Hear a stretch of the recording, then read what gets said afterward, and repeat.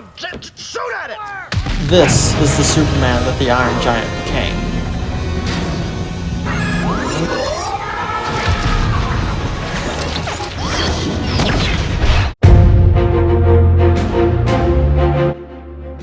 The Man of Steel.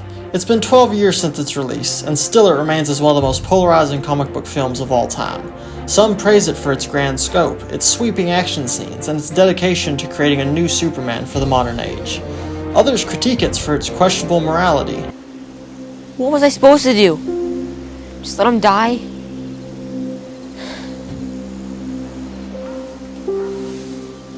Maybe. Darker tone.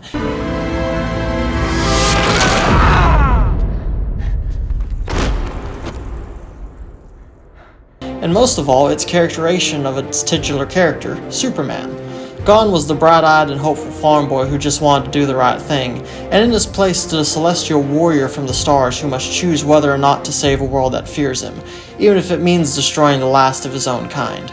A grand tale of mythological proportions that left little room for humanity, which, honestly, is the type of tale that Zack Snyder typically excels at. This is where we hold them! This is where we fight! This is where they die! And these shields, boys! And it seems fans and critics can only agree on one thing. This is a darker, grittier, hopeless Superman. But I don't know that that's true. In fact, I think Man of Steel proved a very different point. I think it proved that sometimes, when hope isn't given, it has to be earned.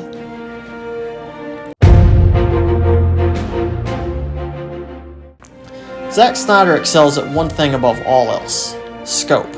That is felt from the opening moments of Man of Steel, as we are introduced to a dying Krypton, a world without hope. Unlike other Superman films, Man of Steel doesn't just tell us what happened to Krypton, it shows us in gritty, graphic, sometimes excruciating detail. A planet on the brink of exploding, a society that's lost its way, a rebellion worse than the empire they rebel against, and at the center of it all, a scientist and his wife who can do nothing to stop it. Nothing but watch as their planet explodes, while their son drifts through space, alone and afraid. Hey, isn't that Vanessa? Vanessa. Flash forward to Earth, Clark's life is far from easy. His powers are painful, unfamiliar, dangerous. He gets bullied at school, unable to fight back. Even his moments of heroism, like saving a school bus full of children from drowning, is marred by the voice of his father. What was I supposed to do? Just let him die?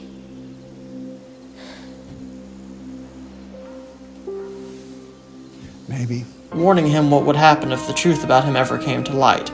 A warning so strong that it cost him his father's life.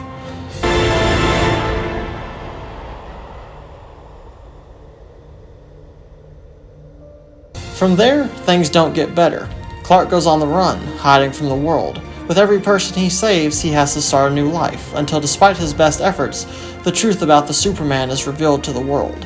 And everything his father warned him about comes to pass.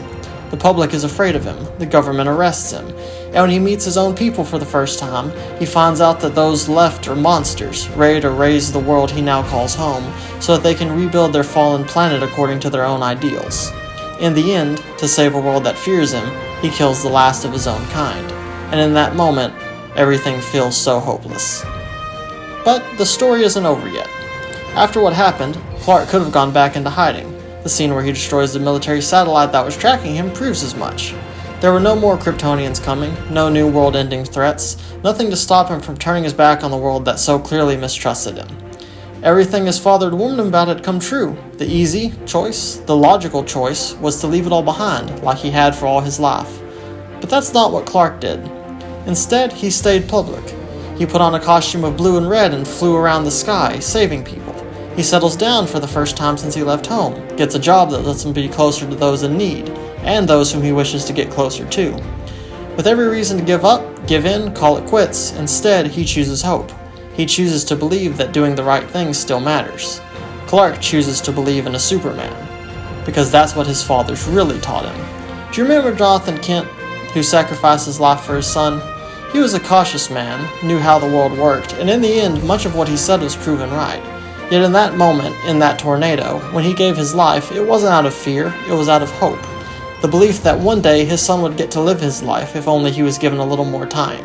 And in his last moments, he chose to give him that time, hoping that one day it would be enough. Before him, it was Jor-El. As he watched his plan exploding, saw the betrayal of his people, saw the only one who believed his warnings descending into madness, he had every right to stop.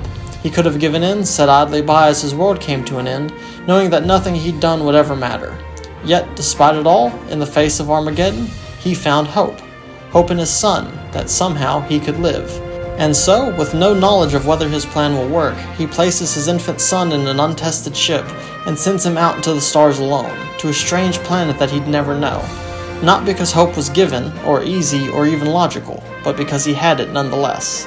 The last hope of a dying man, the last hope of Krypton, the hope of a brighter tomorrow.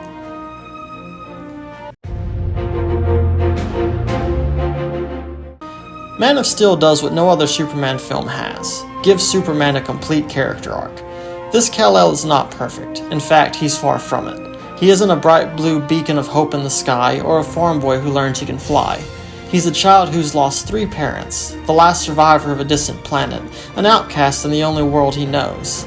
Yet despite that, he still saves that bus of children. He still saves those workers on the oil rigs. He still saves Lois Lane. He still saves the entire planet, and in the end, he stops hiding from the world and finds a place to live within it. Because sometimes when we all feel lost, we just need a symbol of hope. So he puts on that costume and wears that S. What's the S stand for? It's not an S. On my world, it means hope. Well, here it's an S. That's the true point of Man of Steel. Its world is harsh, its villains brutal, its heroes jaded and weary, and yet in the end, every good thing that happens because its characters were given a choice between hopelessness and belief. Belief in tomorrow, in today, in each other. And in the end, they believed a man could fly.